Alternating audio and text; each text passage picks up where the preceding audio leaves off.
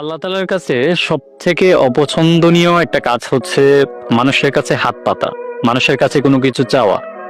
আল্লাহ তাআলা চান না যে আল্লাহ তাআলার আদরের মানুষ অন্য কারোর কাছে হাত পাতুক, ছোট হোক। ব্যক্তিত্বকে আল্লাহ তাআলা খুব বেশি প্রাধান্য দেন। একবার বাদশাহ হারুনুর রশিদের আমলে এক বাবা এবং ছেলে হজ ব্রতে গেলেন এবং তারা জানতেন যে হজের মৌসুমে বাদশাহ হারুনুর রশিদ অনেক দান করেন। কিন্তু সেই ছেলে এবং বাবা গিয়ে দেখলেন যে হারুনুর রশিদ আল্লাহ তাআলার কাছে হাত পেতে কান্না করতেছে এবং সে আল্লাহর কাছে অনেক কিছু চাইতেছে। বাবা ছেলেকে বলতেছে যে, ছেলে, এই হারুন বেটাই তো ফকির, সেই তো আরেকজনের কাছে চাইতেছে, আমরা তার কাছে কেন চাইবো?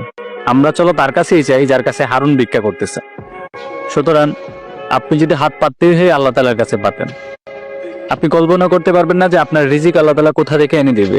কারণ রিজিকের দায়িত্ব যে একমাত্র আল্লাহ তাআলার কাছে, কোনো মানুষ এর মাধ্যম হইতেই পারে না।